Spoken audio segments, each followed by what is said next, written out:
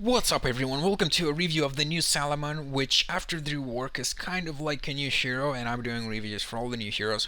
So let's start with his skills. His first skill is Cosmic Cleave, which basically deals damage slightly in front of you or slightly more in front of you. His second skill is a gold giving skill, which pretty much gives you gold for farming. It's pretty simple really. His third skill, also quite simple, is an attack speed aura. Gives attack speed to you and nearby allies and can be activated to give more attack speed. His ultimate has a really high cooldown and turns you into some really strong big monster. And all of your other skills changes. Your first skill becomes a single cleave, not a nearby and a far away one, but just one, but a really good one, and changes to physical. His second skill turns kind of into a leap type of skill that also stuns in an area and has a low cooldown just like the first one. His third skill turns into a movement speed slow on attack or skill use. Ignore the cooldown, there's no cooldown for this. The ultimate turns into something you can only use when you're low, and it basically explodes everything. That's it, really. So the first skill, let's first talk about it.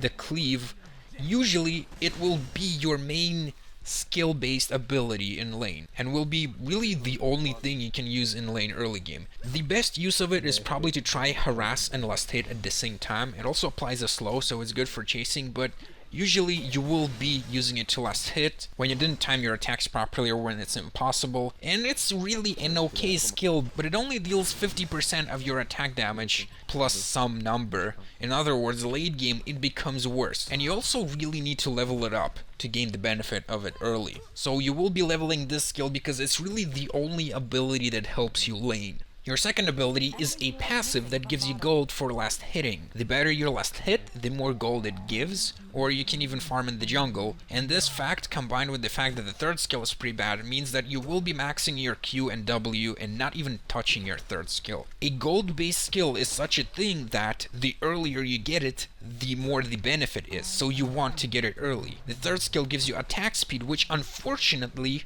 works on creeps as well, so you will be pushing the lane if you're getting your third skill. Basically, the way this hero works is that there's no build diversity. You are maxing your second and first skill first. So the third skill is kind of like the odd one out, unfortunately. So you're really this weak laner of a hero that can get a ton of gold, but your ultimate adds to the uniqueness in a completely different way. It makes you an incredibly powerful hero, one of the best ultimates in the game, for a short period of time. So you have a hero with two very unique sides. First of all, he is pretty much the best gold farmer in the game. Nobody can farm gold as fast as this guy.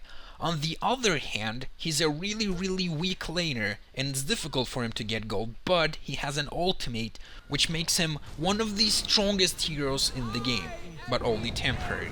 So what you get is a hero with a very simple role. He's a carry that tries to get farm early with weak laning, and if he succeeds, he destroys everything. If he fails, he will pretty much suck for the entire game. His build is also quite simple. He only has really one build, max his first two skills, and just try and get farm. So the hero's role in that sense is very basic because there's one build and really two possible outcomes for you. You get farmed or you get stomped. However, that is not to say the hero is bad. His incredible uniqueness makes him for a very good addition to HoN because he can be very fun to play, and it's just because his role is so unique. Nobody does this, and the level of ridiculousness this hero can reach is truly amazing. In my opinion, it is much better than the previous Salomon, which was a boring tanky healing guy.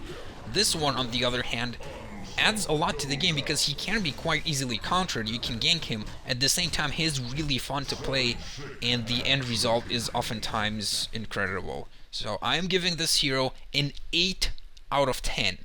Adds a lot to the game, very unique, fun to play. The only problem is really his third skill, which is not very synergetic, and there's an overall lack of synergy and just build diversity with the hero, but in everything else, the hero is, in my opinion, very good. To fix this, I would advise to change the third skill into something else, but I don't really have a clear idea to what right now. He's a hero that adds depth to the game, period. So it's a very good addition. I really like it. So that's my take on Salomon, guys. Hope you enjoyed this review, and I will see you next time. You need to, but your ultimate turns you into some. But your ultimate turns you into someone. Fuck. So good at him, and he's pink. He's the highest MMR. He's supposed to be the best player. So I say, give him Master of Arms or a Curse. I'll support. So he gives me Master of Arms. I'll be supporting this game, and he's playing Ra, hopefully good. So we go into the laning phase, and